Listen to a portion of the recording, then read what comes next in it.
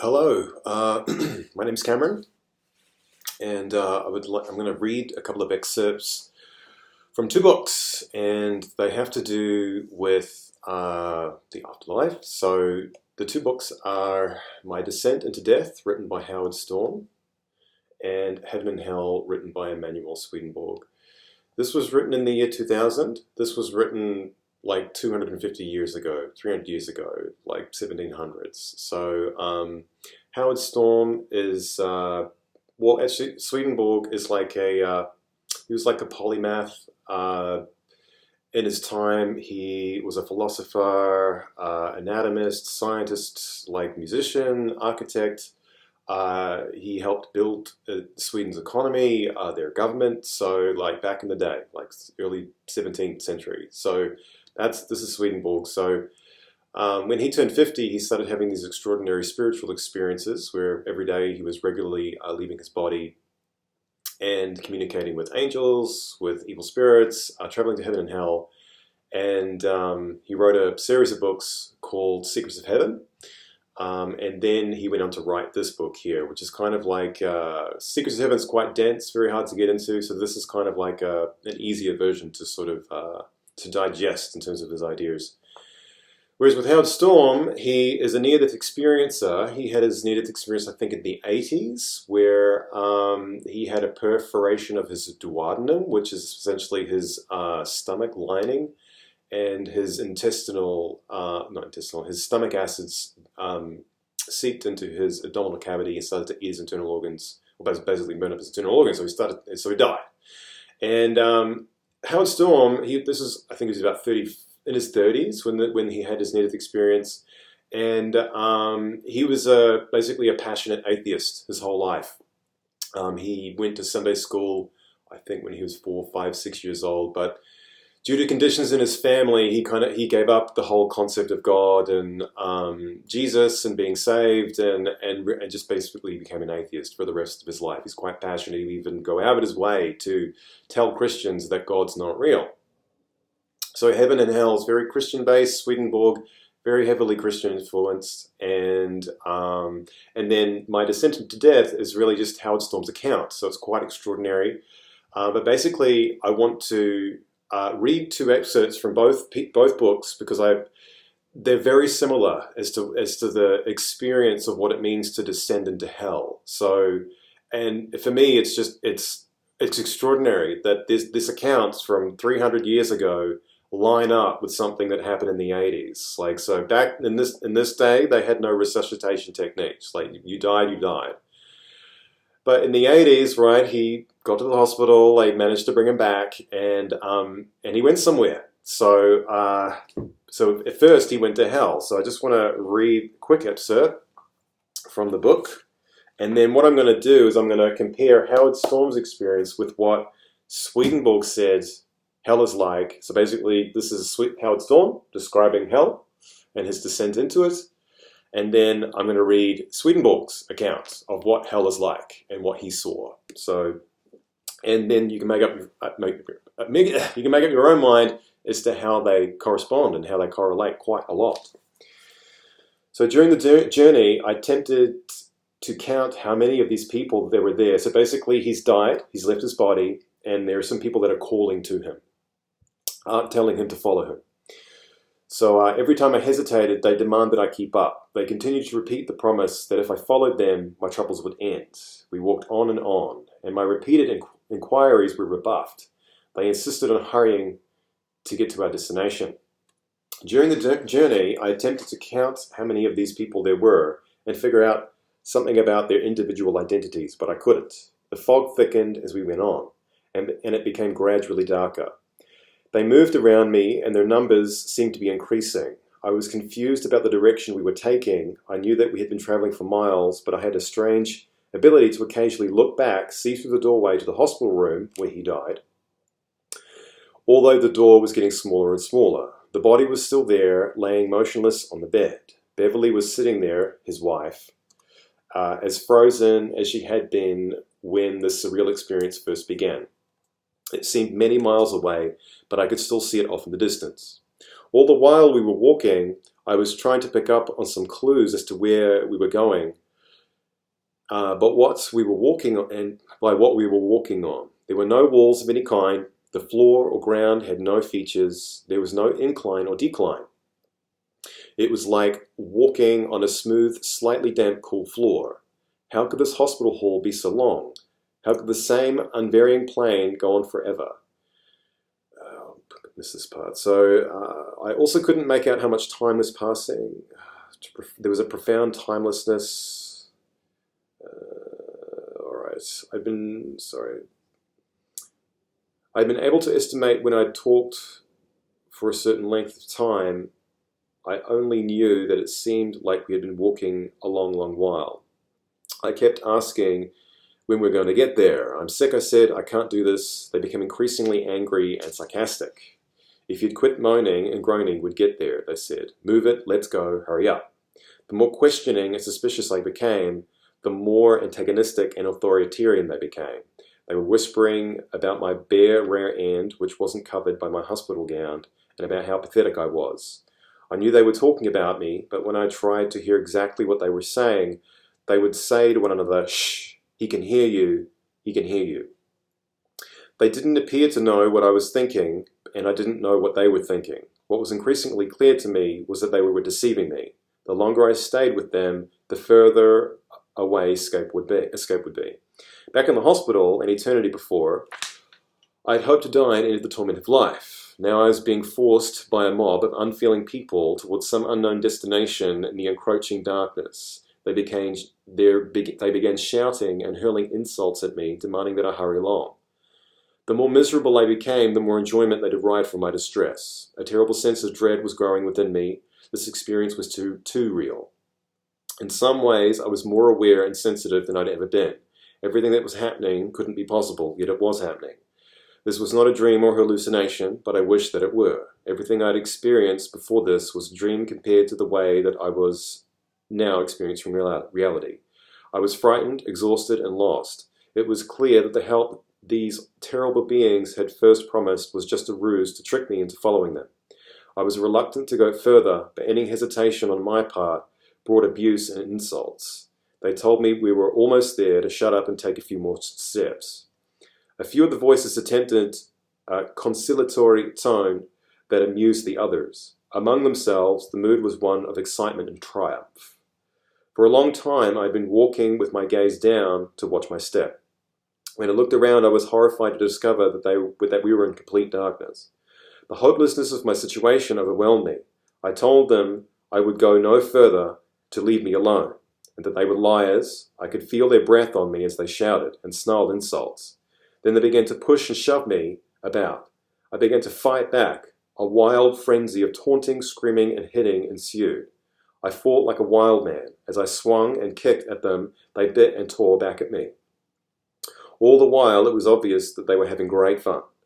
Even though I couldn't see anything in the darkness, I was aware that there were dozens or hundreds of them all around and over me. My attempts to fight back only provoked greater merriment. As I continued to defend myself, I was aware that they weren't in any hurry to annihilate me. They were playing with me just as a cat plays with a mouse. Every new assault brought howls of cacophonous laughter. They began to tear off pieces of my flesh to my horror. I realized that I was being taken apart and eaten alive, methodically, slowly, so that their entertainment would last as long as possible. While I couldn't see in the total darkness, every sound and every physical sensation registered with horrifying intensity. These creatures, which were once human beings, the best way I could describe them is to think of the worst imaginable person, stripped of every impulse of compassion. Some of them seemed to be able to tell others what to do, but I had no sense of there being any organization to the mayhem. They didn't appear to be controlled or directed by anyone. Simply, they were a mob of beings totally driven by unbridled cruelty. In that darkness, I had intense physical contact with them when they swarmed over me. Their bodies felt exactly as human bodies do, except for two characteristics. They had very long, sharp fingernails, and their teeth were longer than normal. I'd never been bitten by a human being before this. During our struggle, they felt no pain. Often than their lack of feeling. They appeared to possess no special abilities. During my initial experience with them, they were clothed. In our intimate physical contact, I never felt any clothing. The level of noise was excruciating. Countless people laughed, yelled, and jeered. In the middle of this bedlam, I was the object of their desire. My torment was their excitement. The more I fought, the greater their thrill. Eventually, I became too badly torn up and too broken to resist. Most of them gave up tormenting me because I was no longer amusing. But a few still picked and gnawed at me and ridiculed me for no longer being amusing. I had been torn apart. In that wretched state, I lay there in the darkness. I haven't described everything that happened. There are things that I don't care to remember. In fact, much that occurred was simply too gruesome and too disturbing to recall. I've spent years trying to suppress a lot of it. After the experience, whenever I did remember those details, I would become traumatized. So he later goes on to call out to God, and Jesus comes and saves him. So I won't get into that, though, because my point is to compare it with this book here, written 300 years ago. Listen to this. This is Swedenborg's account of what he saw hell was like.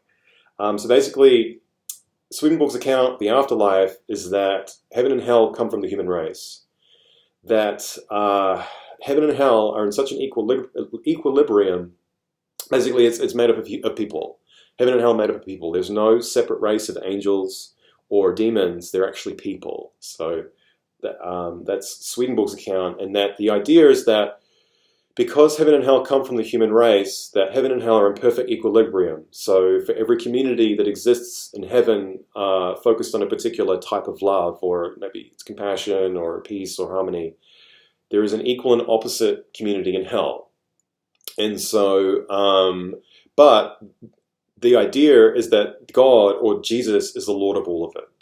So that the equilibrium is such that the only being in existence that it can affect either is, because there's this perfect harmony, is Jesus, is God. Because I guess he exists outside of it. Not exists outside of it, but it's made up of him. So basically, he's the Lord of heaven and hell. He's in control. He's talking a little bit about hellfire, what it represents or corresponds to in the Bible first, but then we're going to get into it. Okay. Since hellfire means all the craving to do evil that flows from love for oneself, that same fire also means the kind of torment that occurs in the hells. This is because the impulses that arrive from that love are urges to wound people who do not offer respect and deference and reverence. Sounds like very much what Howard Storm experienced. To the extent that rage takes charge and the hatred and vengefulness that comes from rage, people are driven to attack others viciously. Which is what happened. When this impulse is inherent in everyone in a community where there are no external restraints, no fears of the law or a loss of reputation or position or profit or life, everyone attacks everyone else out of sheer malice. The strong conquer and subject the rest to their tyranny, cheerfully torturing any who do not surrender. This latter delight is integral to the delight in tyranny to the point that they are of equal intensity. This is because sadism is inherent in hostility, envy, hatred, and vengefulness, which is already noted are the evils of a love of cruelty. All the hells are communities like this, so everyone there cherishes hatred towards others in her or his heart and bursts out in savagery whenever there is a strength to do so. These acts of savagery and torture are what are meant by hellfire because they are the results of their obsession. So essentially he's saying that there's hellfire that burns within them as spirits that leads to this cruelty. Because they love themselves, basically. They love themselves rather than loving God or others. That's what put them in hell in the first place. I explained above that evil spirits voluntarily throw themselves into hell. So I need to state briefly why this happens when there is such torment in hell. From each hell, there breathes forth an aura of the cravings that obsess its inhabitants. When this aura is sensed by people who are obsessed with a similar craving, it touches their hearts and fills them with the delight because the craving and the delight are inseparable. Whatever we crave is delightful to us. This is why spirits turn in that direction and are impelled there by their heart's delight. They do not yet realize what kind of torment there is in hell, and the ones who do know still feel the craving. In the spiritual world, we are all incapable of resisting our impulses because the impulses come from our love. And the love comes from our intent, and the intent comes from our nature. And we all act from our nature there. So when spirits voluntarily or freely arrive at their hell and go in, they are accepted cordially at first, just like Howard Storm, and think they have arrived among friends. This lasts only a few hours, though. All the while, they are being probed to find out how crafty they are and therefore how powerful. Once this probing is complete, the attacks begin, which is just what happened to Howard Storm, in various ways, getting more and more severe and intense. The intensification is affected by their being taken further and deeper into hell. Since the farther and deeper you go there, the more malevolent are the spirits. After these attacks, the malevolent spirits begin to torment the newcomers with punishments until they finally are reduced to slavery. However, since rebellious movements are always arising, everyone there wants to be the greatest and burns with hatred against everyone else, which keeps generating new attacks. The scene is constantly changing. The people who were enslaved are released and offer their support to some new devil for the subjugation of others. Then ones who do not surrender and yield to their obedience are tortured in various ways, and so on and so on. Torments like this are torments of hell and are referred to as hellfire. So that's probably what was happening to Howard Storm. They were basically torturing him in the way that they know how to prepare him for his existence in hell. So the idea is that they're all like that. They're all the same, because even Howard Storm goes on to say that when he was there, he knew that they were his people. Like, he said that he'd spent his life as an atheist, basically renouncing the existence of God, that he knew where he was with people who were just like that, who had done the similar idea, same idea, so that he was going towards that community. But his preparation for that community was one of torture and torment to have him to get to a point where he would surrender. Then in his book, he goes on to, he actually hears a voice telling him to pray, and then he just remembers some basic prayers, and when he starts to pray, basically it's like hot water to these things. It's like it hurts them. And then eventually Jesus comes down and saves him. So, yeah, really amazing stuff. Really, really, it's just so amazing that this was written 300 years ago, and this was written in the 80s or 90s, I think it was. And they correlate so well. Like, it's just quite extraordinary. And I think it's, yeah, so it's for your consideration. All right, thanks.